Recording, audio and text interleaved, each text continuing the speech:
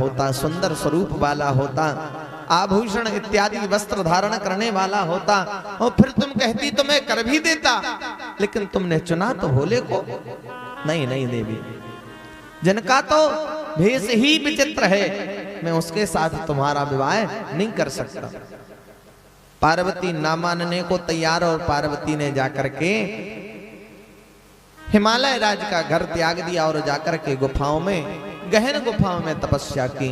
और हरताल का तीज व्रत के प्रभाव से पार्वती मैया को भोले बाबा पति रूप में प्राप्त हुए। बोलिए शंकर भगवान की जय। आज जो है उनके विवाह के पश्चात भगवान भोले बाबा के तेजस के द्वारा कार्तिकेय भगवान का प्रादुर्भाव हुआ, जिनके द्वारा तारकासुर का उद्धार हुआ। बोलिए जगत जननी दुर्गा मैया की जय। अरे भूलो मैं तो प्यारे, अरे भूलो मैं तो प्यारे तू मैया जी का नाम, भूलो मैं तो प्यारे तू मैया जी का नाम। जग महारानी है सब सुख धाम, जग महारानी है सब सुख धाम। भूलो मत प्यारे, भूलो मत प्यारे, भूलो मत प्यारे मैया जी का नाम। जग महारानी है सब सुख धाम, जग महारानी है सब सुख धाम। तालियों के साथ सेवा करते हो, हरि बोल।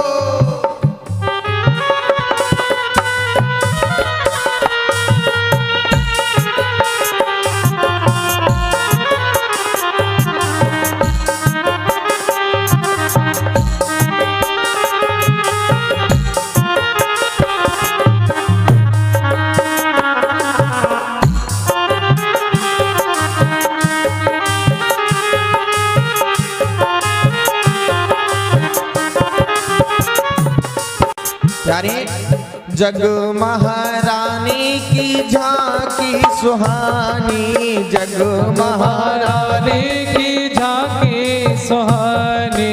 महिमा महान इनकी जाए ना बखानी, महिमा की नहीं जाए बखानी। यारे मैया का श्रृंगार बड़ा दिव्य है। आज जब सब देवताओं ने प्रार्थना की तो मैया ने यह वरदान दिया था, चिंता मत करो सब ठीक हो जाएगा। आज हिमालय राज की पुत्री के रूप में जो गौरा जी आई, भगवती का ही स्वरूप, और उनके यहाँ कार्तिकेय का जब प्रादुर्भाव हुआ तो तारकासुर जैसे दैत्य का भी उद्धार भगवती की प्रेरणा से, भगवती की कृपा से हुआ।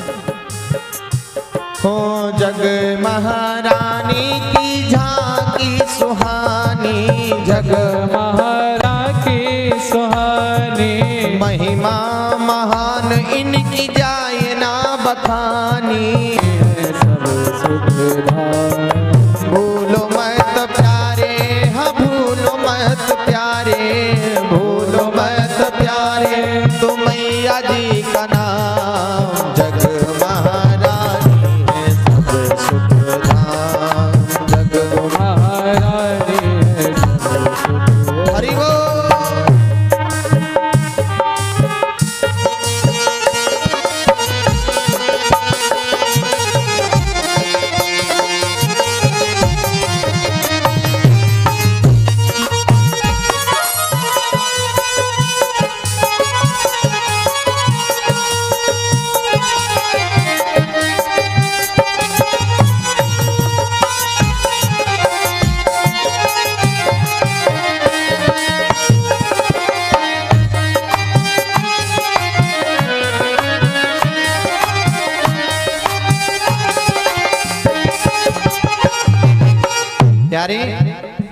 हो मंदिर में रहती है भीड़ बड़ी भारी, मंदिर में रहती है भीड़ बड़ी भारी। दर्शन को आते हैं लाखों नर नारी, दर्शन को आते हैं लाखों नर नारी। दर्शन को आते हैं लाखों नर नारी, दर्शन को आते हैं लाखों नर नारी। सेवक है इनके, हाँ सेवक है इनकी ये दुनिया तमाम, सेवक है इनकी ये दुनिया तमाम। जग महारानी है सब सुख धाम, जग महारानी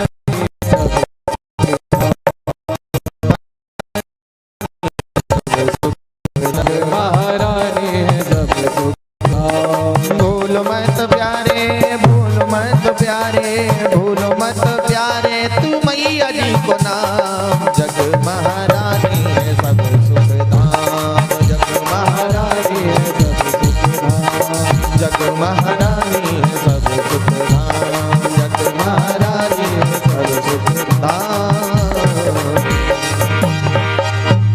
बोलिए जगत जननी दुर्गा मैया की जय। जय जय श्री राधे श्याम।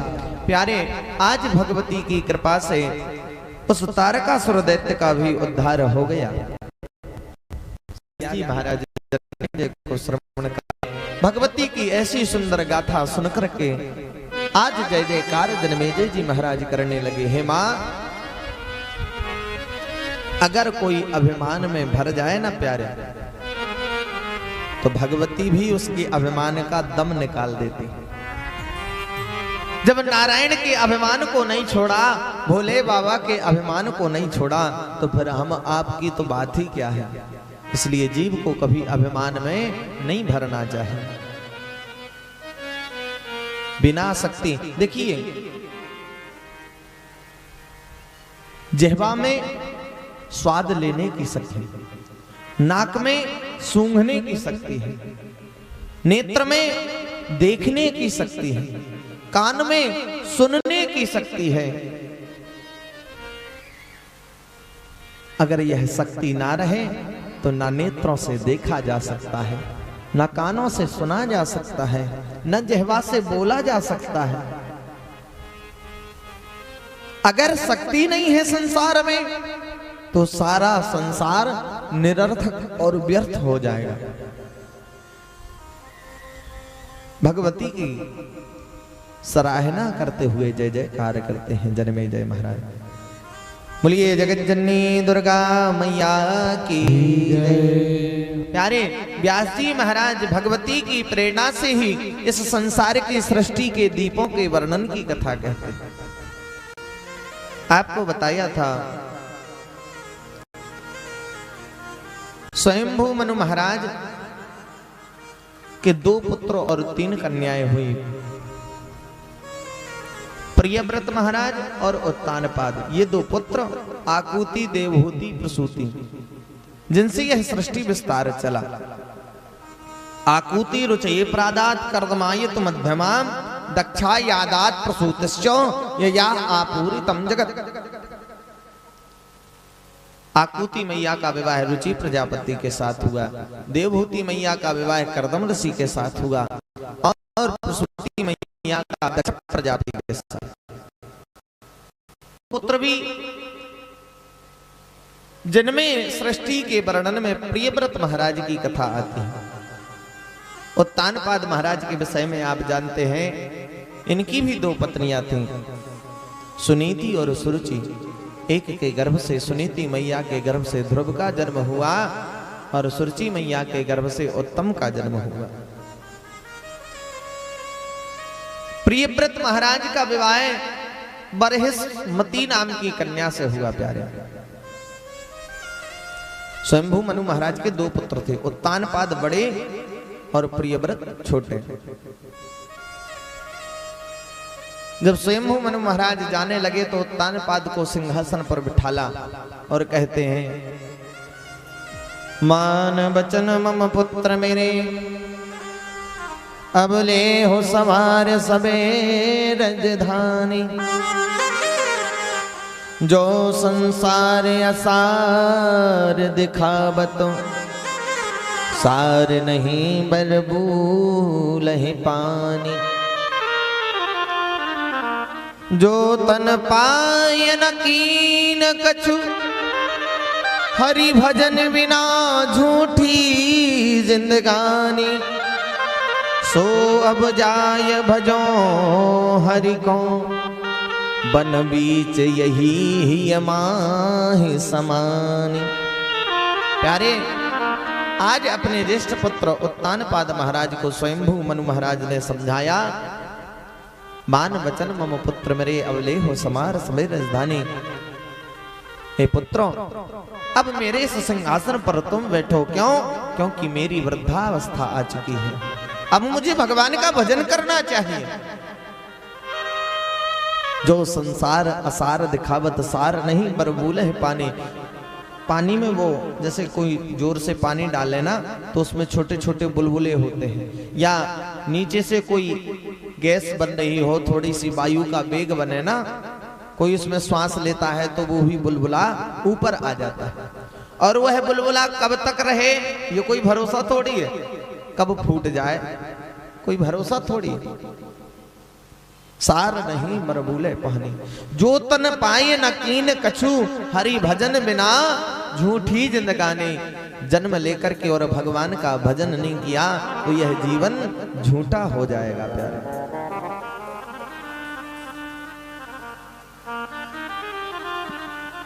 सुखदेव भगवान कहते हैं, व्यास जी महाराज कहते हैं, आजन्म मात्रमपि येन सठेन किंचित, चित्तम विधाय सुख शास्त्र कथा न पीता। चांडाल वच्च खरवद्वत तेन नीतम, मिथ्या स्वजन्म जननी जन दुख भाजा। जिसने भगवान की जीवन में कथा नहीं सुनी, आजन्म मात्रमपि येन सठेन किंचित, चित्तम विधाय सुख शास्त्र कथा न पीता।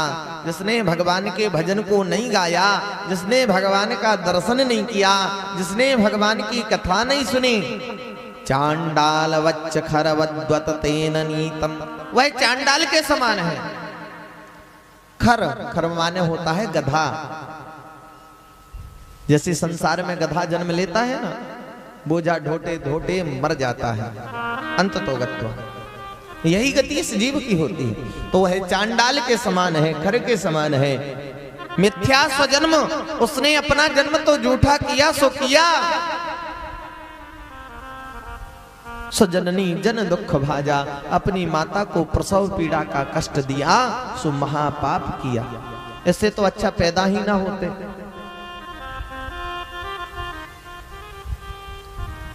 हाके से टट्टू ने सूंघे अतर बसाए, लड़का पूछे की को है तो हो तो नहीं मर जाए।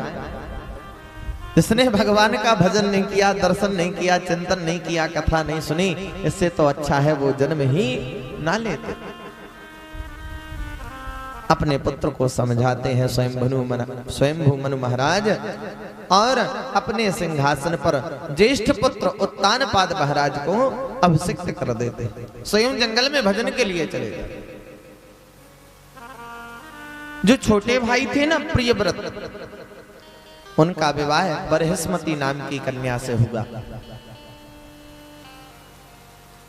इनके यहाँ अग्निग्र का प्रादुर्भाव हुआ। अग्निग्र नाम के पुत्र इनके यहाँ हुए। प्रियव्रत महाराज भगवान का अनंत भजन करने वाले थे, और इनका तेज इतना था मानो सूर्य के समान। लेकिन इन्होंने गड़बड़ क्या कर दी। जब इन्होंने देखा कि संसार में रात हो जाती है, सूर्य ढल जाता है तो रात हो जाती है, अंधेरा हो जाता है, लोग काम नहीं कर पाते हैं। प्रियव्रत जी ने मन में विचार किया, क्यों ना रात होने ही ना दे। प्रियव्रत जी महाराज ने एक दैदीप्य मानो सूर्य के समान एक रथ तैयार करवाया। रथ तैयार करवाया तो सूर्योदय हुआ। सूर्योदय से जैसे ही सूर्य चलते चलते जब सूर्यास्त को जाने लगा, तो प्रियव्रत महाराज ने अपना रथ पुनः पूर्व से प्रारंभ कर दिया। सूर्य पश्चिम को अस्ताचल हो गया, और प्रियव्रत महाराज ने अपना रथ पूर्व से चलाना प्रारंभ किया तो मानो दूसरा सूर्य उग आया हो। 7 दिन तक महाराज प्रियव्रत महाराज ने 7 परिक्रमा लगाई इस पूरी धरती की, कहीं रात होने ही नहीं दी पूरे संसार में। जब रात नहीं हुई तो लोग जागते जागते काम करते करते थक गए। प्यारे, जिस प्रकार काम की चेतना प्राप्त करने के लिए सोना आवश्यक है, भोजन करना आवश्यक है, जल पीना आवश्यक है, उतना ही आवश्यक भगवान का भजन करना भी आवश्यक है, भगवान का दर्शन करना भी आवश्यक है, भगवान की कथा सुनना भी आवश्यक है। मैंने आपको बताया था, सो दिन दुर्दिन नहीं मेघ नव मेघ हिरावे, अदिन ना इंद्र उपल बरसा कर वज्र गिरावे, दुर्दिन नहीं मिनीत जे जेती विपत्ति बखानिए, और श्रवणन परे न हरि कथा सो दिन दुर्दिन जानिए। भगवान की कथा हमें नित्य सुनना चाहिए, भगवान का दर्शन नित्य करना चाहिए, भगवान का भजन नित्य करना चाहिए। जब 7 दिन तक कोई रात्रि नहीं हुई, लोग कार्य करते करते अचेत हो पड़े, और जो रथ की पहिए जहां जहां पड़े ना प्यारे, वहां से धरती अलग अलग हो गई। तो 7 दिन में जो रथ चला, उससे पृथ्वी पर 7 दीपों का निर्माण हुआ। इस धरती पर कितने दीप हैं? 7। संकल्प बोला जाता है। हम कौन से द्वीप में रहते हैं पता है आप? हाँ, जम्बू द्वीप। हम सब कहां रहते हैं? जम्बू द्वीप में। जम्बू द्वीपे भूरलोके भारत वर्षे भरत खंडे आर्यावर्तैक देशांतर्गत पुण्यक प्रदेशे। संकल्प जब बोला जाता है तो सारी स्थिति परिस्थिति जगह तक का स्मरण किया जाता है। हम कहाँ हैं, कब बैठे हैं, कौन से युग में, कौन सा कलयुग चल रहा है? 28वां कलयुग चल रहा है। ये कलयुग पहला कलयुग नहीं है। 27 बार निकल चुका है कलयुग, ये 28वां कलयुग चल रहा है। तो काल गणना प्रियव्रत महाराज जी ने जब रथ चलाया तो उससे 7 दीपों का निर्माण हुआ, और अपने अपने अलग अलग दीप पर अपने अपने पुत्रों को अभिषिक्त कर दिया। भगवती ने प्रियव्रत को दर्शन दिया। प्रियव्रत, ये जो तुम कार्य कर रहे हो ये अनुचित है, ये प्रकृति के विरुद्ध कार्य है। लोगों को ऊर्जा प्राप्त करने के लिए विश्राम की भी परम आवश्यकता है, और अगर तुम इस प्रकार रथ चलाओगे कोई सो नहीं पाएगा तो फिर कार्य कैसे होगा? सृष्टि का संचालन कैसे चलेगा? सृष्टि का संतुलन डगमगा जाएगा। सूर्य भगवान तो नाराज हो गए प्रियव्रत के ऐसे तेज को देख करके। प्रियव्रत जी महाराज ने आज रथ चलाना बंद कर दिया प्यारे, जिससे 7 दीपों का निर्माण हुआ। भगवती की प्रेरणा से प्रियव्रत जी ने यह रथ बंद कर दिया। बोलिए भक्तवत्सल भगवान की जय। जय जय श्री राधे श्याम। प्यारे, फिर इसके पश्चात जन्मेजय जी महाराज को व्यास जी महाराज ने इस पृथ्वी पर गंगा के अवतरण की कथा सुनाई। जो गंगा इस धरती पर बहती है, ये कब, क्यों और किस लिए आई, इसका वृतांत, संपूर्ण वृतांत जन्मेजय जी महाराज को श्रवण कराया। महाराज सगर के 60,000 पुत्र सगर महाराज अश्वमेघ यज्ञ कर रहे थे। इंद्र ने देखा कि अगर महाराज सगर यह अश्वमेघ यज्ञ संपन्न कर लेंगे तो इन्हें हमारा सिंहासन प्राप्त हो जाएगा। इंद्र बरहमेश अपने सिंहासन के लिए रोता रहता है। जब वृत्तासुर को मारा, इंद्र को ब्रह्म हत्या लग गई, ब्रह्महत्या का दोष जब लगा तो इंद्र का सिंहासन छूट गया और महाराज नहुस को इंद्र आसन पर अभिषिक्त किया गया, क्योंकि इस संसार में केवल सबसे ज्यादा धर्मवान, सबसे ज्यादा प्रतापी राजा नहुस महाराज थे। नहुस महाराज को जब सिंहासन पर बिठाया गया और प्यारे जो बड़े पद पर पहुंच जाता है ना, उसकी बुद्धि विकृत हो ही जाती है। नहुस महाराज धरती पर जब तक थे तब तक तो बड़े धर्मात्मा, और जैसे ही इंद्र का पद प्राप्त होगा तो इंद्र की जो पत्नी थी ना सची, नहुस महाराज उस पर मोहित हो गए और सची को अपने पास आमंत्रित किया। क्यों? क्योंकि मैं इंद्र हूं। इंद्र कोई नाम नहीं है, इंद्र एक पद है और पद की व्यवस्था है। सची मैया रोते रोते ब्रह्मा जी के पास अपने पति इंद्र के पास पहुंची। इंद्र एक पुष्प में निवास करता था, कमल पुष्प में। इंद्र ने कहा, देवी तुम मुझसे कुछ समय की प्रतीक्षा मांग लो, मैं इस ब्रह्म हत्या के दोष से मुक्त हो जाऊंगा, फिर तुम्हें कोई ना कोई उपाय अवश्य बताऊंगा। पहले तो सची ने वक्त मांगा, लेकिन नहुस महाराज ने वक्त देने के पश्चात पुनः जब आग्रह किया तो इंद्र ने उपाय बताया। देवी तुम मुझसे एक बात मांगना, क्या? कि संतों के कंधों पर पालकी रख करके उस पालकी में बैठ करके अगर तुम आओगे तो मैं तुमसे पुनः विवाह कर लूंगी। ये इंद्र ने उपाय बताया। सची ने जाकर के नहुस ने जब प्रस्ताव रखा, सची बोली देखो विवाह तो हम आपसे कर लेंगे, कोई दिक्कत नहीं, इंद्र बन गए तो आप ही सही, लेकिन विवाह ऐसे नहीं करूंगी जब तक आप संतों के कंधों पर पालकी में बैठ करके नहीं आएंगे, तब तक आपके साथ विवाह नहीं करूंगी। नहुस जी ने कहा ऐसा क्यों? बोले महाराज सामान्य दूतों की कंधों पर पालकी में तो सामान्य लोग बैठते हैं, लेकिन आप तो देवराज है ना, तो आपको तो संतों की कंधों पर शोभायमान होना चाहिए। नहुस जी चक्कर में पड़ गए प्यारे, और संतों के कंधों पर पालकी में बैठने के कारण धर्म का ह्रास हो गया। और धर्म का ह्रास जब जब होता है प्यारे, तो पुनरपि जन्मम पुनरपि मरणम पुनरपि जननी जठरे शयनम, नहुस जी का धर्म नष्ट हो गया और आकाश मंडल से, स्वर्ग से उनका पतन हो गया, पुनः धरती पर गिर गए। इसलिए यदा देवेषु वेदेषु गोषु विप्रेषु साधुषु धर्मे मयि च विद्वेषा सावा आसु विनश्यति। देवताओं का, वेदों का, संतों का, ब्राह्मणों का, गौ का कभी धर्म के विरुद्ध अपमान नहीं करना चाहिए।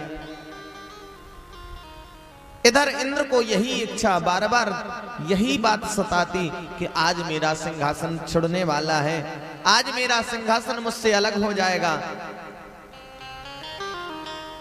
इंद्र को एक उपाय सूझा। महाराज सगर को जो अश्वमेघ यज्ञ का जो घोड़ा था अश्व, उसको चोरी कर लिया, हरण कर लिया, और कपिल भगवान के आश्रम में जाकर के उस घोड़े को बांध दिया। गंगा सागर क्षेत्र में आज भी भगवान कपिल का स्थान है। घोड़े को बांध दिया। राजा के पुत्र, सगर के पुत्र सभी खोजते खोजते उस घोड़े को खोजते खोजते कपिल भगवान के आश्रम में पहुंचे। कपिल भगवान तो भगवान की तपस्या कर रहे थे, समाधिस्थ थे। राजा के पुत्रों ने कहा, अरे ढोंगी धूर्त, हमारे अश्वमेघ यज्ञ का घोड़ा चुरा करके वो बड़े आराम से बैठा तपस्या कर रहा है, नाटक करता है। जैसे ही ऐसे शब्दों को कपिल भगवान ने सुना प्यारे, नेत्र खोले कपिल भगवान ने, क्रोध आ गया। जो काहू के मरे न मरे प्यारे, विप्र रोष पावक सो जरई। कपिल भगवान के क्रोध से समस्त 60,000 संतानें जल करके भस्म हो गए, राख के छोटे छोटे ढेर बन गए। सगर को पता चला, चरणों में प्रणाम किया, प्रभु क्षमा कर दीजिए, मेरे पुत्रों का कोई दोष नहीं है। कपिल भगवान ने कहा, देव अब जो हो गया सो से बदला नहीं जा सकता। हाँ, अगर कदाचित गंगा स्वर्ग से आकर के इस धरती पर आकर के इस भस्म को स्पर्श कर ले तो तुम्हारे पुत्रों का कल्याण हो जाएगा। लेकिन गंगा आएगी क्यों? गंगा को आवश्यकता क्या है आने की? गंगा को इस धरती पर आना पड़ा प्यारे, क्योंकि गंगा को भी श्राप था। कहीं ना कहीं कोई ना कोई लीला, उसमें कुछ ना कुछ सार तत्व अवश्य छिपा हुआ है। केवल एक ही कारण नहीं था, भागीरथ जी की तपस्या ही एक कारण नहीं थी जो गंगा को धरती पर लाई। गंगा को भी श्राप था धरती पर आने का। एक समय नारायण भगवान के पास उनकी तीनों पत्नियां, देवी भागवत की चर्चा सुना रहा हूं, आप शंका मत करना, क्योंकि भगवान की कथा में कभी शंका नहीं करनी चाहिए।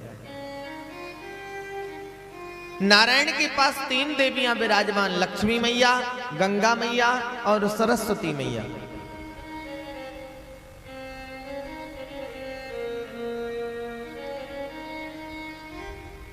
गंगा मैया भगवान की ओर देख रही थी। गंगा का प्रादुर्भाव कब हुआ? जब भगवान वामन ने विराट स्वरूप धारण किया। भू भुआ स्वा महाजनः तपः सत्य। वैकुंठ से ऊपर जब ब्रह्मांड के अंड कटाहे तक भगवान का चरण पहुंचा तो भगवान के नख के द्वारा अंड कटाहे में छिद्र हो गया और उस छिद्र से एक जल की धारा गिरी, जिसको ब्रह्मा जी ने उसका भगवान के चरणों का पाद प्रक्षालन करके उसको अपने कमंडल में रख दिया। वही गंगा भगवान नारायण के पास बैठी हुई थी। भगवान की ओर मुस्कुरा करके देखी तो भगवान भी गंगा की ओर मुस्कुरा दिए। सरस्वती मैया नाराज हो गई। सरस्वती ने गंगा को श्राप दे दिया। अरे देवी, तुम क्या समझती हो कि भगवान नारायण को थोड़ा सा मुस्कुरा करके तुम अपना बना लोगी? अरे वो तो संसार के जगतपति है, जितना अधिकार तुम्हारा है उतना ही अधिकार मेरा भी है, उतना ही अधिकार लक्ष्मी का भी है। तुम क्या सिद्ध करना चाहती हो? जाओ, तुम्हारी ऐसी दुष्टता को देख करके तुम्हें इस धरती पर जाना पड़ेगा और जल पड़ना पड़ेगा। और तुमने जितना जो पाप किया है ना, ये मेरे हृदय को दुखाने का सरस्वती ने श्राप दिया, तुम्हें सभी के पापों को ग्रहण करना पड़ेगा। लोग जाते हैं गंगा जी में, क्यों? गंगा गंगेति यो ब्रूयात् योजनानां सतैरपि मुच्यते सर्व पापेभ्यो विष्णुलोकं सगच्छति। वैसे तो गंगा गंगा गंगा 3 बार ही कहो तो हमारे शरीर के पाप दूर हो जाते। गंगा गंगा गंगेति यो ब्रूयात् योजना नाम सतैरपि। 100 योजन दूर से भी कोई पुकारे गंगा को तो मुच्यते सर्व पापेभ्यो, उसके पाप उससे दूर हो जाते हैं। विष्णु लोकम सगच्छति, और वह है विष्णु लोक के प्राप्ति करने का अधिकारी प्राप्त हो जाता है, अधिकार प्राप्त हो जाता है। यारे, आज सरस्वती मैया ने जब गंगा को श्राप दिया और सरस्वती मैया तो लक्ष्मी से भी क्रोधित हो गई। लक्ष्मी जी जब गंगा और सरस्वती आपस में लड़ने झगड़ने लगी, एक दूसरे की बाल चोटी पकड़ने लगी। हाँ, देवी भागवत में वर्णन है प्यारे, ऐसा ही लिखा है। ऐसा नहीं है कि संसार की स्त्रियों में आपस में कलह होता है, उन देवांगनाओं में भी कलह होता है, एक दूसरे में ईर्ष्या होती है। जब एक दूसरे की दोनों चोटियां पकड़ने लगी तब लक्ष्मी जी ने दोनों को अलग अलग किया तो सरस्वती मैया लक्ष्मी पर भी क्रोधित हो गई और लक्ष्मी को श्राप दे दिया। हे देवी, तुमने गंगा का साथ दिया है, केवल मैं ही उनकी पत्नी थोड़ी हूं, तुम्हें भी तो क्रोध करना चाहिए था, तुमने क्रोध नहीं किया।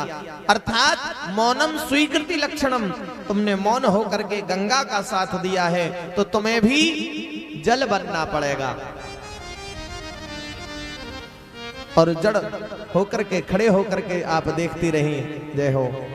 हमारे मध्य में हमारे परम गुरुदेव परम श्रद्धे, जिनका नाम तो मैं अपनी वाणी से नहीं ले सकता, जिनके सानिध्य में रह करके हमने कर्मकांड की शिक्षा दीक्षा जिनके सानिध्य में रह करके हम कराते हैं, सीखा है हमने। हमारे सदगुरुदेव आचार्य जी महाराज हमारे मध्य में उपस्थित हुए। आचार्य जी के चरणों में कोटि कोटि दंडवत प्रणाम। और हम तो कहते ही रहे कि समय निकाल करके आएंगे, लेकिन जा नहीं पाए। फिर भी हमारे सदगुरुदेव भगवान, हाटी में यज्ञ चल रहा है, आप यहाँ पर पधारे, हृदय वास्तविक गदगद प्रसन्न हो गया। बोलिए सदगुरुदेव भगवान की जय हो। श्री आचार्य जी महाराज की जय। जय श्री राधे। अब अपने गुरु के सामने कथा कहने का अवसर प्राप्त हो रहा है। मानो कितने परम सौभाग्य की बात है। श्रोता विद्वान नहीं परम विद्वान हो तो कथा का भाव ही कुछ और हो जाता है। हृदय तो इतना द्रवीभूत हो गया कि वाणी में शब्द विचार नहीं कर पा रहा हूं कि कैसे श्रेष्ठता को वर्णन करूं। लेकिन पुनः चरणों में प्रणति, बारंबार प्रणति निवेदन करता हूं। सजा दो घर को गुलशन सा, मेरे गुरुदेव आए हैं। सजा दो घर को गुलशन सा, मेरे गुरुदेव आए हैं। सजा दो घर को गुलशन सा, मेरे गुरुदेव आए हैं। सजा दो घर को गुलशन सा, मेरे गुरुदेव आए हैं। मेरे गुरुदेव आए हैं, मेरे गुरुदेव आए हैं। मेरे गुरुदेव आए हैं, मेरे गुरुदेव आए हैं।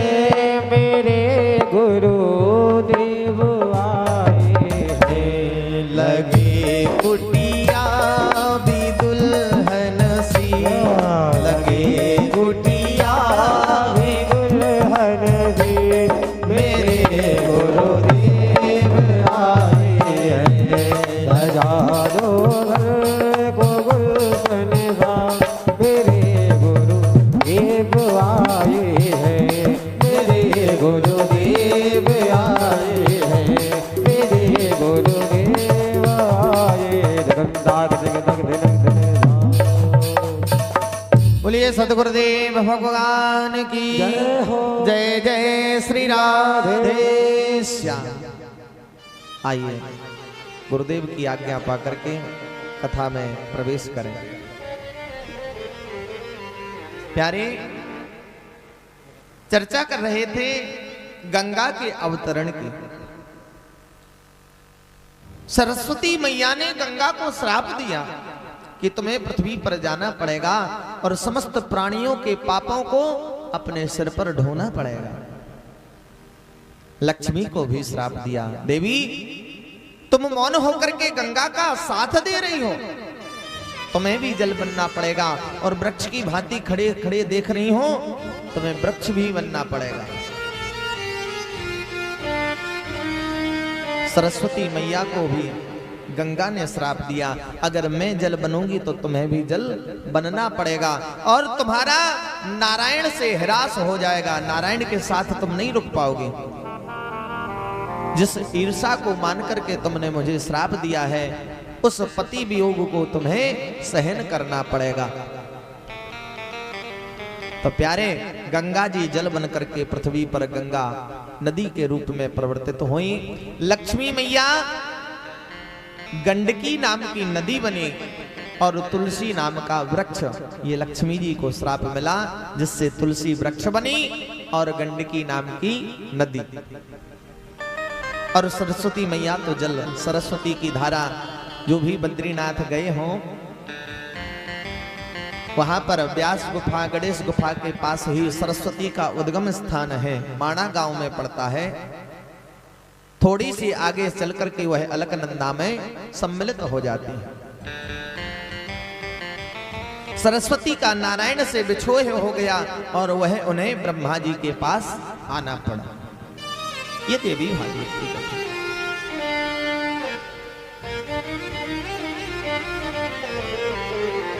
अंशुमान, दिलीप और भगीरथ जी ने तपस्या की अपने पितरों को मुक्त करने के लिए, गंगा को अवतरण करने के लिए। गंगा को तो श्राप मिल गया, गंगा आने को तैयार, लेकिन गंगा ने कहा, हे देव, मेरा वेग अत्यंत भयानक है। अगर कोई मेरे वेग को सहन कर सके उसका उपाय करो, अन्यथा मैं जैसे ही धरती पर आऊंगी तो रसातल की ओर चली जाऊंगी। इसलिए मेरे वेग को कम करने की अगर सामर्थ्यता किसी में है तो वो भोले बाबा हैं और तुम उनसे जाकर के विनय करो। भगीरथ जी ने भोले बाबा की तपस्या की। भोले बाबा ने अपनी जटाओं को खोल करके रखा। गंगा जो है ब्रह्मा जी के कमंडल से निकल करके भगवान रुद्र की जटाओं में आकर के समाहित हो गई। भगवान ने एक जटा खोली। क्यों? क्योंकि भगीरथ जी विचार करने लगे, जैसे तैसे निकल करके कमंडल से निकल करके भोले बाबा की जटाओं में आई और भोले बाबा तो अब निकाल ही नहीं रहे हैं। भोले बाबा तो गंगा का अभिमान दूर करना चाहते हैं। हे देवी, तुम्हें बहुत अभिमान है अपने वेग पर, तुम्हारा वेग भी हम देख लें। लेकिन एक जटा को खोला, उससे 4 धाराएं प्रवाहित हुई प्यारे। अलकनंदा, चक्षु, सीता और भद्रा, ये गंगा की 4 धाराएं प्रवाहित हुई। अलकनंदा मैया गौमुख से, तीर से, गंगोत्री से निकलती हुई हरिद्वार ऋषिकेश से चलती हुई यहाँ प्रयागराज में संगम में उपस्थित मार्ग में जन्नू ऋषि का आश्रम पड़ा। जन्नू ऋषि गंगा जी का पान कर गए। भगीरथ जी आगे आगे चल रहे थे, गंगा जी पीछे पीछे। लेकिन भगीरथ जी ने जैसे ही मुड़ के देखा कि गंगा जी अभी तो मेरे साथ में थी, अब ना जाने कहां है। पुनः वापस आकर के देखा तो जन्नू ऋषि तपस्या मग्न थे। हे ऋषिवर,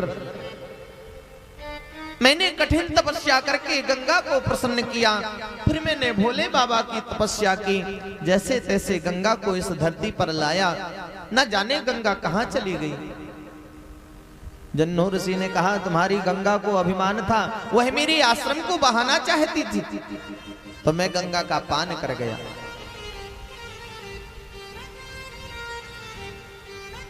प्यारे, जैसे तैसे करके इतना प्रयास किया और जब जन्नू जी पी गए तो चरणों में पुनः भगीरथ जी ने प्रणाम किया। हे नाथ, बिना गंगा के मेरे पितरों की मुक्ति नहीं होगी, आप उन्हें मुक्त कर दो। वर्णन प्यारे अलग अलग आता है। देवी भागवत में वर्णन आता है कि भगवान ऋषि जन्नू ने कान के द्वारा जो है गंगा को निकाला। क्यों? क्योंकि अगर मुख से पिया है, मुख से बाहर निकालते तो गंगा झूठी हो जाती, अपवित्र, इसलिए कान से निकाला। लेकिन कहीं कहीं वर्णन आता है प्यारे, जन्नू ऋषि ने अपनी जंघा से गंगा मैया का प्राकट हुआ तो उनका एक नाम जान भी पड़ गया। बोलिए गंगा मैया की जय। और प्यारे चलते चलते प्रयागराज से होते हुए जब गंगा सागर पर पहुंची, जहां पर सगर के पत्रों की भस्मी पड़ी हुई थी प्यारे, यज्जलस्पर्शमात्रेण ब्रह्मदण्डहता अपि सगरात्मजादिवं जगमु केवलं देहभस्मभिः।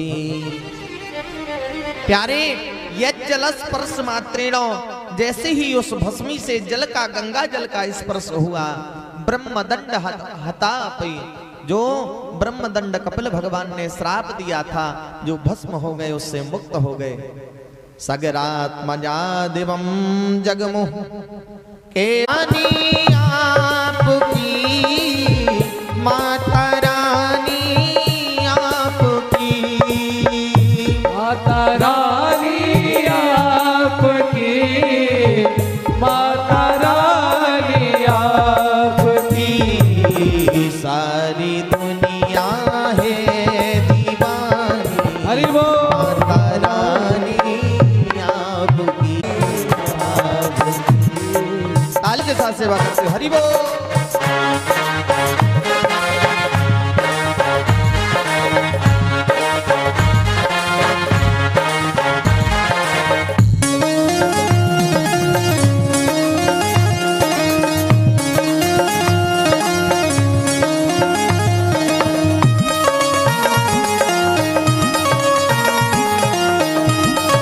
बहती धारा भूमि पर, बहती धारा भूमि पर, जैसे गंगा और यमुना बहती धारा भूमि पर, बहती धारा भूमि पर, बहती धारा भूमि पर, वैसे बहती है ये ममता, वैसी बहती है ये ममता, माता रानी आपकी, जैसी बहती है ये ममता, माता रानी आपकी, सारी दुनिया है दीवानी, माता रानी आपकी, सारी दुनिया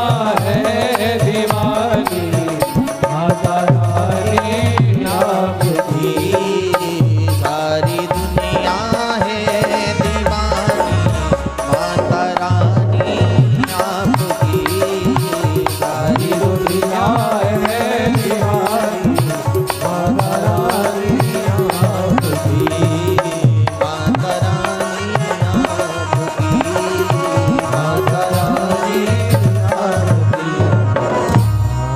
बोलिए जगत जननी दुर्गा मैया की जय। जय जय श्री राधे श्याम।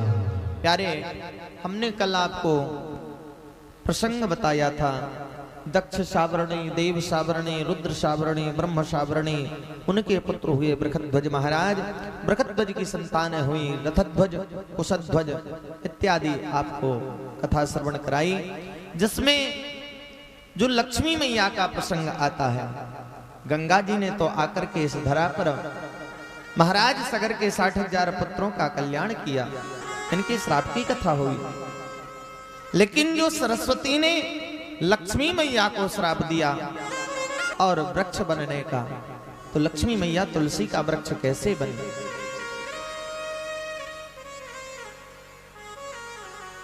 प्यारे, धर्मध्वज की संतान के रूप में उत्पन्न हुई तुलसी मैया, धर्मध्वज की पुत्री तुलसी मैया, जो पूर्व में एक तुलसी नाम की ही गोपी थी। देवी भागवत में वृतांत आता है, जो लक्ष्मी जी आई, पहले तो एक गोपी बनी, तुलसी नाम की गोपी, फिर वह तुलसी नाम की स्त्री बनी, जब वह वृक्ष बनी। कब? जब राधा जी ने उन्हें श्राप दिया। एक समय कन्हैया के पास में वह तुलसी गोपी जाकर के बैठ गई। राधा जी रासमंडल में नहीं थी, भगवान नित्य प्रति रास रचाते थे। तो समस्त गोपिकाएं जो हैं भगवान के पास आकर के बैठ जाती। जब राधा जी वहां नहीं थी तो तुलसी नाम की जो गोपी थी वह भगवान के ज्यादा सन्निकट जाकर के पहुंच गई, जहां स्थान राधा जी का होता था। राधा जी ने जैसे ही रास मंडल में प्रवेश किया तो तुलसी गोपी खड़े होकर के राधा जी को देखती रही, लेकिन उस स्थान से हटी नहीं, डिगी नहीं, एक जगह खड़ी रही। राधा जी ने श्राप दे दिया, अरे एक जगह खड़ी रह करके मेरा मुंह तक रही हो वृक्ष की भांति, जाओ वृक्ष हो जाओ। उस तुलसी गोपी को श्राप दिया। वही तुलसी गोपी धर्मध्वज की पुत्री तुलसी के रूप में होकर के आई। एक दनु नाम का दैत्य जिनके यहां शंखचूर्ण का प्रादुर्भाव हुआ। कहते हैं वृतांत आता है शंखचूर्ण की उत्पत्ति शंख से हुई शिव महापुराण के अंतर्गत, लेकिन देवी भागवत के अंतर्गत दनु महाराज के यहाँ दनु राक्षस नाम का जो दैत्य था उसकी यहाँ शंखचूर्ण की उत्पत्ति हुई। शंखचूर्ण भी पूर्व जन्म में एक गोप था, सुदामा नाम का गोप। इनको भी राधा मैया ने श्राप दिया था प्यारे। जब राधा जी प्रवेश करने लगी तो द्वारे पर यह सुदामा नाम का गोप खड़ा था। भगवान विश्राम कर रहे थे। राधा जी को अंदर जाने से मना कर दिया। जिस भांति जय और विजय ने सनक सनंदन सनातन सनत कुमार को जाने से अंदर प्रवेश से मना किया ना, उसी भांति सुदामा गोप ने जब राधा जी को अंदर जाने से मना किया तो राधा जी ने राक्षस होने का श्राप दे दिया, जाओ राक्षस हो जाओ, राक्षस कुल में जन्म लो। तो वही दनु के यहां शंखचूर्ण नाम का दैत्य बन करके आया प्यारे। शंखचूर्ण और तुलसी का दोनों का आपस में पाणी ग्रहण संस्कार हुआ, विवाह। और पतिव्रत धर्म का ऐसा सुंदर तुलसी मैया ने किया कि जिसके प्रभाव से शंखचूर्ण अजेय हो गया, जिसको कोई नहीं जीत सकता। एक समय के लिए तो समस्त त्रिदेव शंखचूर्ण पर प्रहार करने के लिए आए, लेकिन फिर भी शंखचूर्ण का बाल भी बांका, रोम टेढ़ा ना कर सके। तो भोले बाबा ने कहा, देव इसके लिए तो भगवती की आराधना करनी पड़ेगी। जब तक भगवती शक्ति सहायक नहीं होगी तब तक हम इसका उद्धार नहीं कर सकते। एक बार हमने गलती कर दी, हालाहल दैत्य का उद्धार करके 60,000 वर्षों तक युद्ध किया, तब जाकर पार पा पाए। इसलिए हमें पहले ही भगवती की आराधना कर लेनी चाहिए। समस्त देवों ने जब भगवती की आराधना की, भगवती ने प्रेरणा दी है, देव अगर तुम इसे मारना चाहते हो तो पहले जाकर के इसकी पत्नी तुलसी का पतिव्रत धर्म तुम्हें छीण करना पड़ेगा। पतिव्रत धर्म का पालन बड़ा ही अत्यंत श्रेष्ठ है प्यारे। बोलिए भक्तवत्सल भगवान की जय। जिस प्रकार कन्हैया ने गोपियों को पतिव्रत धर्म की शिक्षा बताई, वैसे ही यहाँ पर कार्तिके इंद्रादि समस्त देवी देवताओं को भगवती देवी ने एक पतिव्रत धर्म के पालन की कथा सुनाई। एक स्त्री थी, वह अपने पति की सेवा तन मन और धन से करती थी। एक ही धर्म एक व्रत नेमा, काय वचन मन पति पद प्रेमा। केवल और केवल अपने पति के चरणों की सेवा करती। लेकिन पति था प्यारे विकलांग।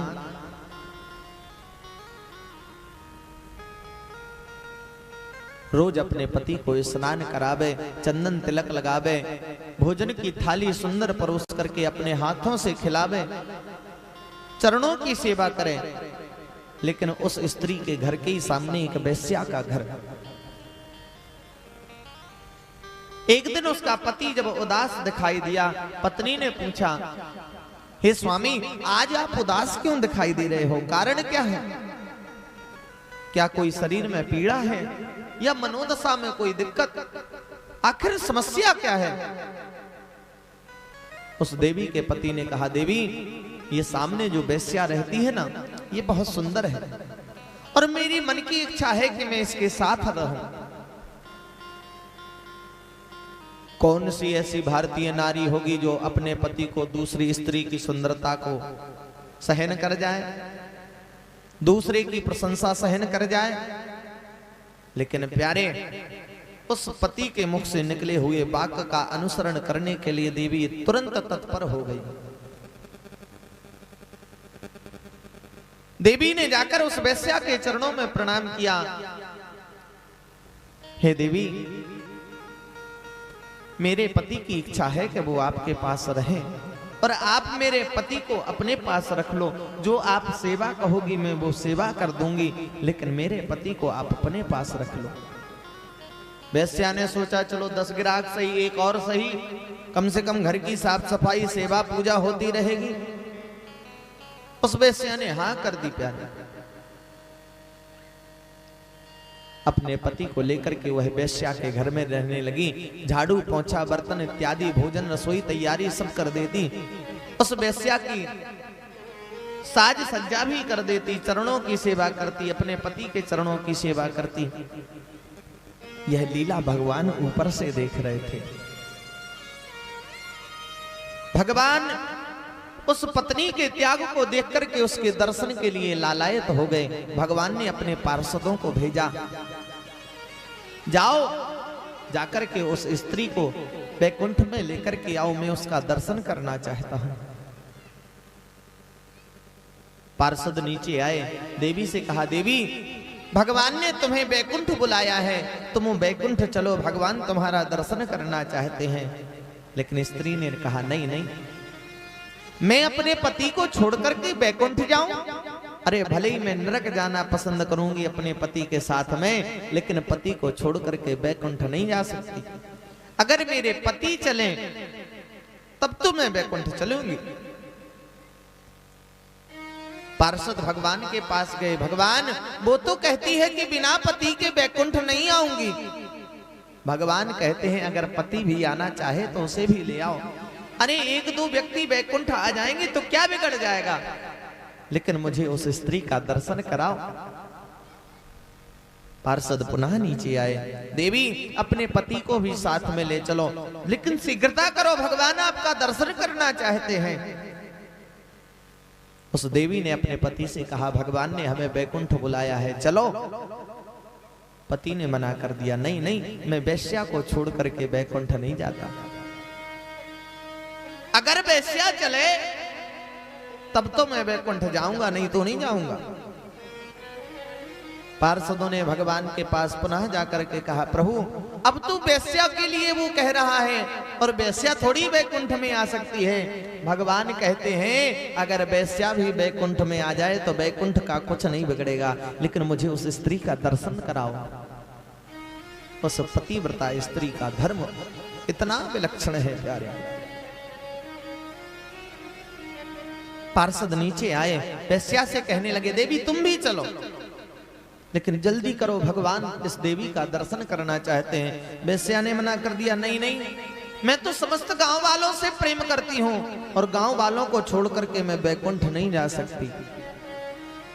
भगवान ने आकाशवाणी से आवाज लगाई, पूरा गांव ही क्या, अगर पूरा भारत वर्ष भी अगर वैकुंठ आ जाए तो मुझे इस बात की चिंता नहीं है, लेकिन मुझे उस देवी का दर्शन कराओ प्यारे। ऐसा होता है पतिव्रत धर्म।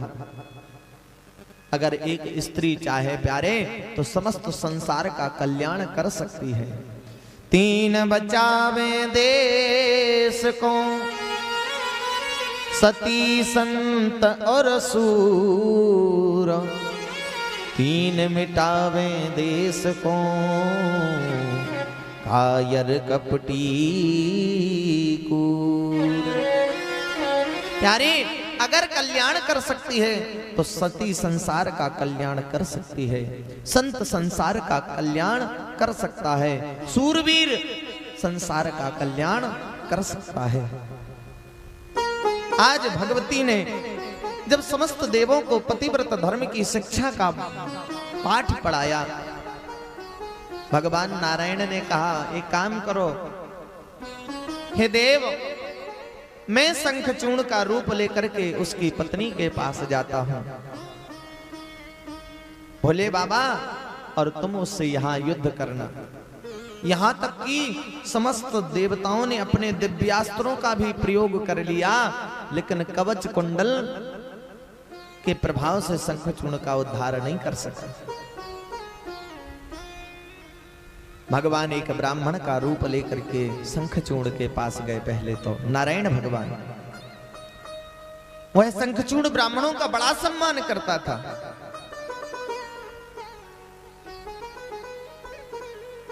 भगवान ने कहा ब्राह्मण का रूप धारण करके, हे देव, आपके इस कवच और कुंडल की आवश्यकता मुझे है, क्या आप यह मुझे प्रदान करोगे? शंखचूड़ को अपनी पत्नी पर विश्वास था। अरे ये कवच नहीं है तो क्या हुआ, लेकिन मेरी पत्नी की पूजा कब कम आएगी? अरे देव ले जाओ। अपना कवच कुंडल भगवान नारायण को सौंप दिया, उस ब्राह्मण को सौंप दिया। भगवान कवच कुंडल पहन करके उसी का स्वरूप लेकर के और उसके नगर में पहुंच गए। दूतों ने आवाज लगाई, दुंदुबियां बजने लगी, नगाड़े बजने लगे। महाराज शंखचूड़ विजयी होकर के पुनः राज्य वापस आ गए हैं। तुलसी मैया जाकर के थाली सजा करके आए, गंध अक्षत पुष्प से भगवान नारायण का पूजन किया। शंखचूड़ अपना पति मान करके अपने कक्ष में ले गई। आपस में वार्तालाप होने लगी। तुलसी मैया ने पूछा, हे देव, तुमने त्रिदेवों को कैसे पराजित किया? भगवान झूठ नहीं बोल सके। क्यों? क्योंकि सामने सती बैठी है, पतिव्रता स्त्री बैठी। भगवान झूठ नहीं बोल सके। देवी,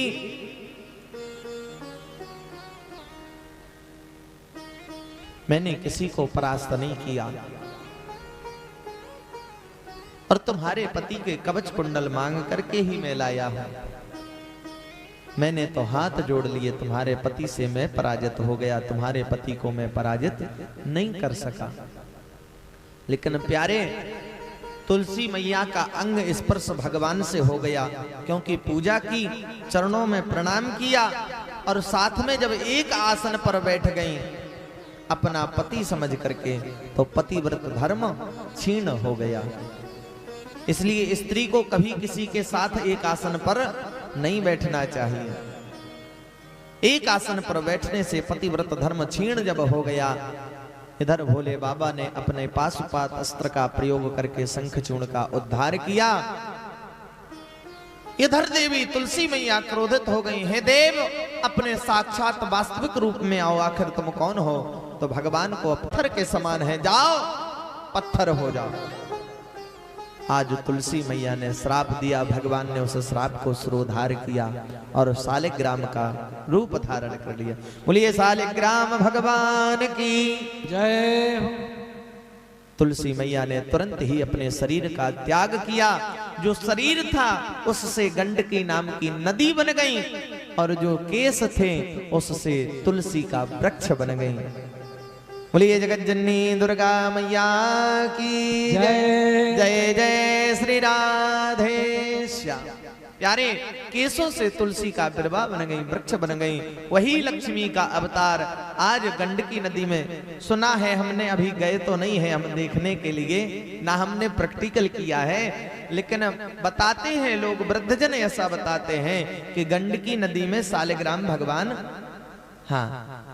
प्राप्त होते हैं। आज भी गंडकी में वास करते हैं भगवान। कुछ लोग तो ऐसा भी कहते हैं कि तुलसी दल जो है ऊपर छोड़ो, शालिग्राम भगवान आ जाते हैं। अब मैंने देखा नहीं, मैं तो वृद्धजनों की बात का अनुसरण करता हूँ। महाजनों ये न गतः सपंथा, जो वृद्धजन कहते हैं, जो बुजुर्ग जन संत जन कहते हैं, ब्राह्मण कहते हैं, उसमें कहीं ना कहीं कुछ ना कुछ सत्यता तो अवश्य ही होगी। बोलिए भक्तवत्सल भगवान की जय हो। अरे आज वही विनती करते हैं, सभी भक्तवत्सल भगवान से प्रार्थना करते हैं। शंखचूड़ का उद्धार किया, भगवती से पुनः आराधना करने लगे। हे प्रभु,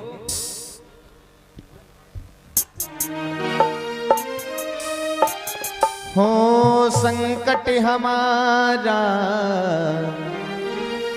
कैसे कैसे टलेगा संकट हमारा, कैसे टलेगा। तुम ना सुनोगी तो कौन सुनेगा, तुम ना सुनोगी तो कौन सुनेगा। साथी हमारा कौन बनेगा, साथी हमारा कौन बनेगा। हरि बोल। तुम ना सुनोगी तो कौन सुनेगा, तुम ना सुनोगी तो कौन। ताली के साथ सेवा करते हैं सब। श्री राधे। सुनोगी तो कौन सुनेगा।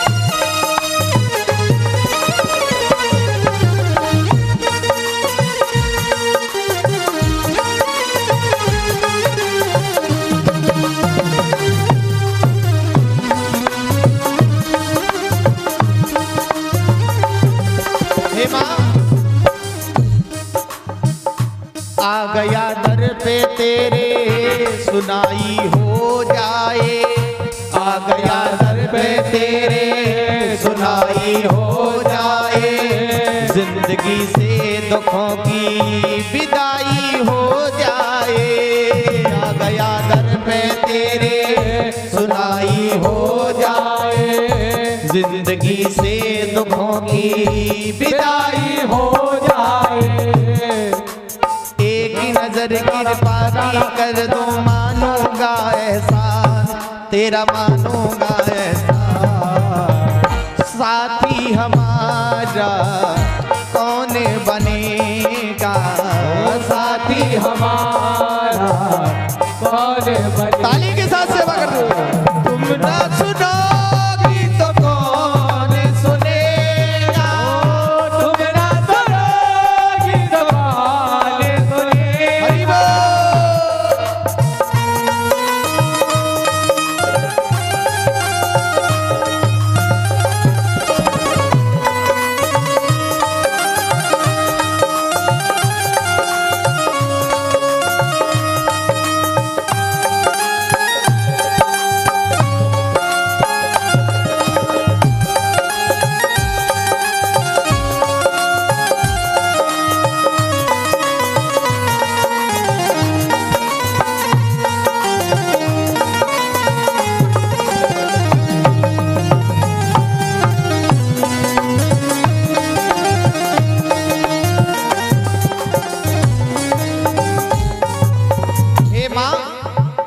पानी है सर से ऊपर मुसीबत पड़ गई है, पानी है सर से ऊपर मुसीबत पड़ गई है। आज हमको तुम्हारी जरूरत पड़ गई है, आज हमको तुम्हारी जरूरत पड़ गई है। पानी है सर से ऊपर मुसीबत पड़ गई है, आज हमको तुम्हारी जरूरत पड़ गई है। आज हमको तुम्हारी जरूरत पड़ रही है। माँ अपने हाथ से हाथ पकड़ लो, अपने हाथ से हाथ पकड़ लो। मानूंगा एहसान तेरा, मानूंगा एहसान। संकट हमारा कौन हरेगा, संकट हमारा कौन हरेगा। तुम ना सुनोगी तो कौन सुनेगा, तुम ना सुनोगी तो कौन सुनेगा। तुम ना सुनोगी तो कौन सुनेगा, तुम ना सुनोगी तो कौन सुनेगा। हरि बोल।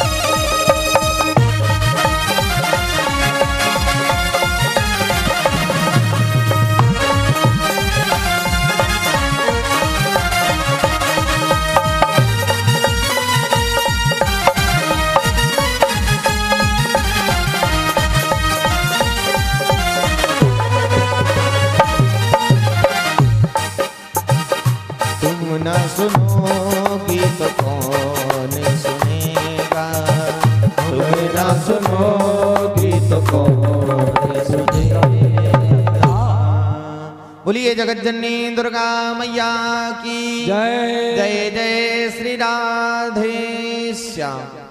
अच्छा, कथा और होने दें, समय हो गया वैसे, और आप लोगों की इच्छा हो तो होने दें, और विश्राम का आप लोगों का मन करे तो विश्राम कर दें। अच्छा, कौन कौन और सुनना चाहता है कथा? हाथ खड़ा करके बताओ। पर्याप्त संख्या है, होने दो। बोलिए जगज्जननी दुर्गा मैया की जय। प्यारे,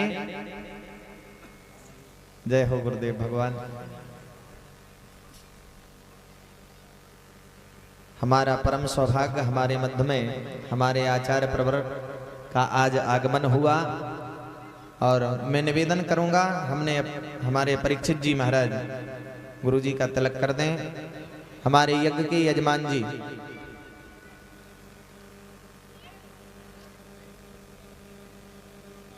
क्षमा करना गुरुदेव, हम नहीं आ पाए, यहाँ पर दो कार्यों में व्यस्त हैं। गुरु जी का नहीं, परीक्षित के द्वारा।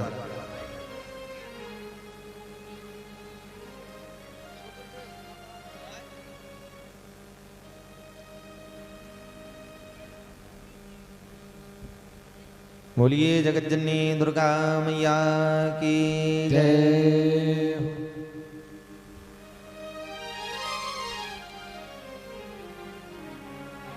हाटी में यज्ञ चल रहा है गुरु जी का, और वहाँ से समय निकाल करके यहाँ पर उपस्थित हुए। हम सभी भक्त उनके आशीर्वाद के आभारी रहेंगे। बोलिए सद्गुरुदेव भगवान की जय।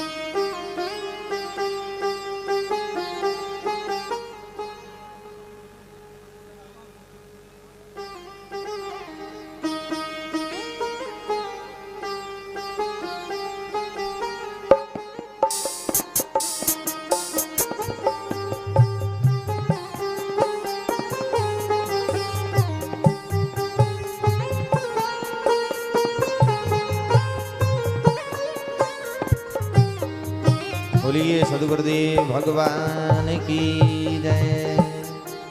जय जय श्री राधे श्याम। हम सभी पुनः कथा में प्रवेश करें प्यारे। इसके पश्चात जो है, जब इस प्रकार पतिव्रत धर्म का प्रसंग जब जन्मेजय जी महाराज को सुनाया, तब जन्मेजय जी महाराज ने सद्गुरुदेव भगवान व्यास जी महाराज से प्रश्न किया है, गुरुदेव, तुलसी मैया ने पतिव्रत धर्म का पालन किया, फिर भी उनके पति का प्राणांत तो हो ही गया ना। क्या कोई ऐसी भी देवी हुई जिन्होंने अपने पति के प्राणों की रक्षा कर ली हो मरने के पश्चात? तब जो है व्यास जी महाराज ने जन्मेजय जी को प्रसंग सुनाया सावित्री मैया का। देवी भागवत में सावित्री मैया की कथा आती। अश्वपति नाम के राजा हुए, जिनकी पत्नी का नाम मालती, और जिनके गर्भ से सावित्री मैया का प्रादुर्भाव हुआ। अश्वपति महाराज ने भगवती पराम्बा सावित्री मैया की तपस्या की थी, और उन्हीं ने वरदान स्वरूप एक कन्या उन्हें प्रदान की। तो अश्वपति महाराज ने उस कन्या का नाम भी सावित्री ही रख दिया। एक दुमत्सेन नाम के राजा थे, जिनके पुत्र का नाम था सत्यवान। महाराज अश्वपति ने अपनी कन्या सावित्री का विवाह दुमत्सेन के पुत्र सत्यवान के साथ संपन्न करा दिया। दोनों पति पत्नी एक साथ जंगल में गए, एक वृक्ष पर दोनों चढ़ गए। क्षमा करें, सत्यवान महाराज चढ़े। अब बीच में मध्य में फोन आ गया तो मन भी वहां चला गया। बोलिए जगत जननी दुर्गा मैया की जय। श्री राधे श्याम। प्यारे, सत्यवान महाराज वृक्ष पर चढ़े तो जिस डाल पर वह बैठे थे वह डाल टूट करके नीचे गिर गई। और प्यारे, मृत्यु को तो बहाना चाहिए। मृत्यु तो कोई ना कोई कारण लेकर के आती है। एक बार जो है मृत्यु भगवान के पास पहुंची। भगवान, मेरे अंदर इतना गुण है जो आपने मुझे इतना बुरा बना दिया। कोई लोग लेकर के आते हैं। हाँ, प्राण प्रयाण समये कफवात पित्तई कंठा विरोधन। जिय बिन देह नदी बिन वारी और तैसे ही नाथ पुरुष बिन नारी। शरीर में प्राण ना हो, शरीर को बाहर निकाल देते हैं लोग, अग्नि संस्कार उसका कर देते हैं, उसका कोई महत्व नहीं रह जाता। भले ही उसमें वही कान लगे, वही नाक लगी, वही आंख, वही हाथ, वही पैर, वही शरीर, वही रंग, लेकिन फिर भी प्यारे, एक शरीर को तो जीव महत्व देता है और एक शरीर को नहीं। बिना प्राणों के इस शरीर का कोई तात्पर्य नहीं है। जिस नदी में जल ना हो उस नदी का क्या महत्व। और जिस स्त्री का पति ना हो उस स्त्री का भी संसार में कोई महत्व नहीं है। जिसकी यहां संतान ना हो उस कुल को धिक्कार होता है। संतों ने कहा है, धिग जीवितम प्रजाहीनम धिग्रहम चा प्रजां बिना धिग्धनं चानपत्यस्य धिग्कुलं संततिं बिना। धिग्रहम प्रजाहीनम, उस ग्रह को धिक्कार है जिसमें परिवार वाले ना रहे, माता पिता ना हो, भाई बहन ना हो, सगे संबंधी ना हो, उस घर को धिक्कार है। धिग्रहम चा प्रजाम्बिना, उस राजा के राज्य को धिक्कार है जिसकी प्रजा सुखी नहीं है, वो परेशान है, अत्र तत्र भ्रमण कर रही है, गांव के लोग दिल्ली जा रहे हैं, उस राजा को धिक्कार है। धिग्धनम चानपत्यस्य, ऐसे धन को भी धिक्कार है जिसका कोई खर्च करने वाला नहीं है, जिसको कोई दान देने वाला नहीं है, ऐसे धन को भी धिक्कार है। धरती में गड़ा गड़ा पड़ा रह जाएगा, एक दिन खराब हो जाएगा, किसी काम का नहीं रहेगा। धिग कुलम संततिम बिना, और ऐसे कुल को भी धिक्कार है जिसमें कोई संतान ना हो। हे नाथ, जब मेरे पति नहीं रहेंगे तो मेरी यहाँ संतान कैसे होगी? तो मैं अपने पति के बिना नहीं रह सकती। अगर ले जाना है, मैं मना नहीं करती, ले जाना है तो दोनों को ले चलो, एक के साथ प्रीत और एक के साथ बैर मत करो। यमराज ने सावित्री मैया के पति सत्यवान के प्राणों को छोड़ दिया। देवी जाओ, अखंड सौभाग्यवती भवो, जब तक तुम धरती पर रहोगी तुम्हारा पति तुम्हारे पास रहेगा। अखंड सौभाग्यवती का ये नहीं है कि पति कभी ना मरे, इसका तात्पर्य यह नहीं है। इसका तात्पर्य यह है कि जब तक आप ना मरो तब तक आपका पति ना मरे। हाँ, उसे अखंड सौभाग्यवती कहा जाता है। बोलिए भक्तवत्सल भगवान की जगत जननी दुर्गा मैया की। अब कथा को विश्राम यहीं दिया जाता है क्योंकि माताओं का भी समय हो रहा है और फिर हमारे भैया के द्वारा एक भजन भी होना है। तो एक इन्हीं के द्वारा भजन, तत्पश्चात भगवान की मंगलमयी आरती, भगवती की मंगलमयी आरती, एक अंतिम भजन हमारे भाइयों द्वारा।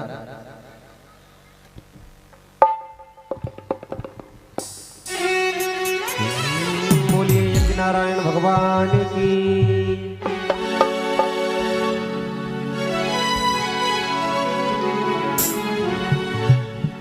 मेरा एक नजर तुझे देखना किसी बंदगी से कम नहीं,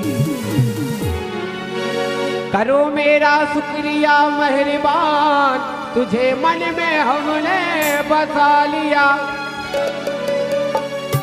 मेरे इस तरह से होश उड़ाया न कीजिए, यूं बल संवर के सामने आया न कीजिए, यूं बल संवर के सामने आया न कीजिए। इसलिए कहना है ठाकुर जी से सभी लोग दोनों हाथ ऊपर करेंगे, हाजिरी लगाएंगे अपनी, दोनों हाथ ऊपर, पीछे वाले भी सभी लोग। काली काली अलकों के, काली काली अलकों के, काली काली अलकों के फंदे क्यों डाले, काली काली अलकों के फंदे क्यों डाले। दोनों हाथ ऊपर, पीछे वाले भी, क्या बात है। ओ हमें जिंदा रहने दिए मुरली वाले, हमें जिंदा रहने दे मुरली वाले, हमें जिंदा रहने दिए मुरली वाले, हमें जिंदा रहने दे मुरली वाले, मुरली वाले, मुरली वाले, मुरली वाले, मुरली वाले, मुरली वाले।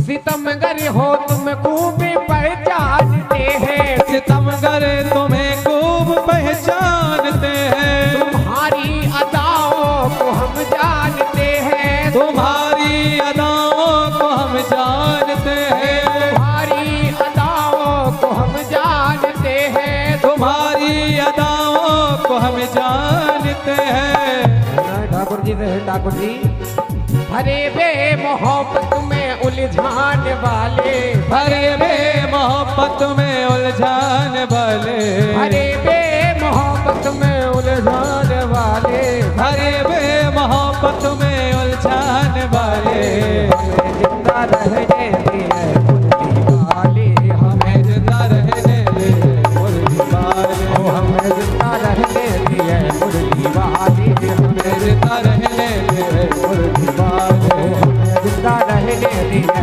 मुरली वाले, हमें जिंदा रहने दे मुरली वाले, हमें जिंदा रहने दिए मुरली वाले, हमें जिंदा रहने दे मुरली वाले, जिंदा रहने दिए मुरली वाले।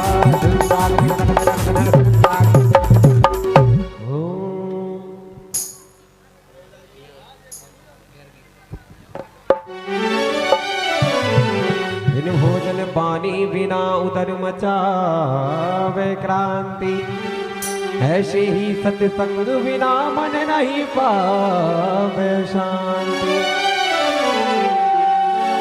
दिन दाग दिन दिन दाग दिन दिन दाग दिन दिन दाग दिन दिन दाग दिन दिन दाग दिन दिन दाग दिन दाग दिन चलावे तीर नजरा दे जिगर तो पार हो जावे, चलावे तीर नजरा दे जिगर तो पार हो जावे, चलावे तीर नजरा दे जिगर तो पार हो जावे, चलावे तीर नजरा दे जिगर तो पार हो जावे।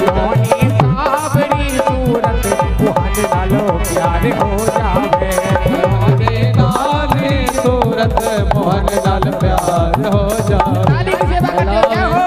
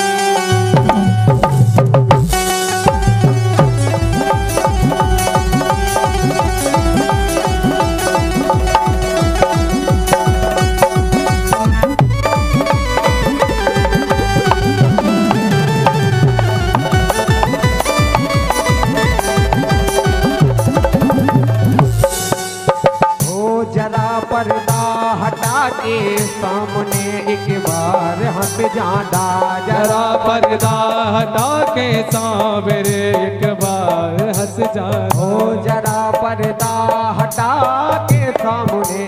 परीक्षित जी खड़े हो जाओ खड़े। हाँ बोलिए यज्ञनारायण भगवान की जय हो। जरा पर्दा हटा के सामने एक बार हंस जाना, जरा पर्दा हटा के सामने एक बार हंस जाना। ओ नगट आ जावे दिल में जो, नगट आ जावे दिल में जो, ये सकता सारी हो जावे चलावे तीर गजराने जिगर तो पार हो जावे। कलोनी सावरी सूरत मोहन नालो प्यार हो जावे। कलोनी सावरी सूरत मोहन नाल प्यार हो जावे।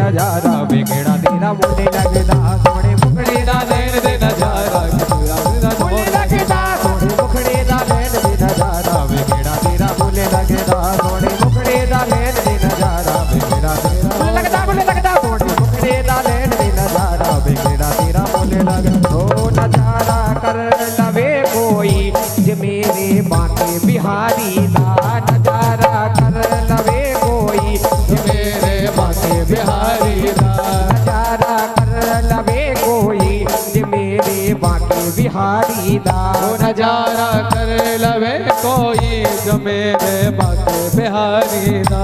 एक बार सभी लोग दोनों हाथ ऊपर करेंगे ताली की सेवा करते हुए। इसके बाद आरती होगी। बोलिए बांके बिहारी लाल की जय हो।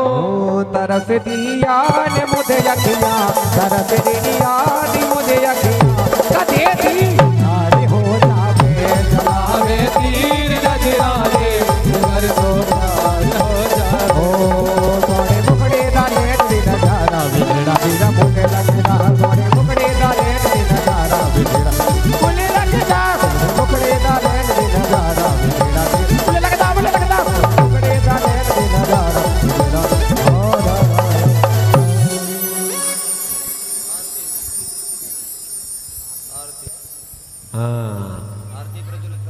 ओम जलेन शीतले कंडम पुष्पे देवाभिवंदनम।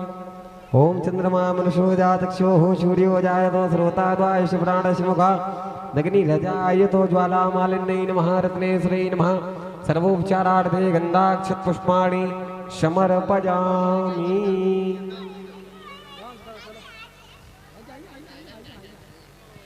ॐ चन्द्रमा मनसूर्जा चक्षुषोः सूर्यो जायत श्रोत्राद्वायुष प्राणसमुखादग्निर्जायत। हो हम तो सारे करें आरती माता रानी की, हो करें आरती, हो करे आरती, हो करे आरती, हो करे आरती। हम तो सारे करें आरती माता रानी की, हो करे आरती, हो करे आरती, हो करे आरती, हो करे करे आरती। सब देवों ने कही कहानी, सब देवों ने कही कहानी, सदा सुहागन रहने वाली, सदा सुहागन रहने वाली। कुमकुम चंदन रोली बिंदिया तो है चढ़ाऊं रे, हो करो आरती, हो करो आरती, हो करो आरती, हो करो आरती। हम तो सारे करें आरती माता रानी की, हो करो आरती, हो करो आरती, हो करो आरती। तालियों के साथ सेवा करते हरि बोल।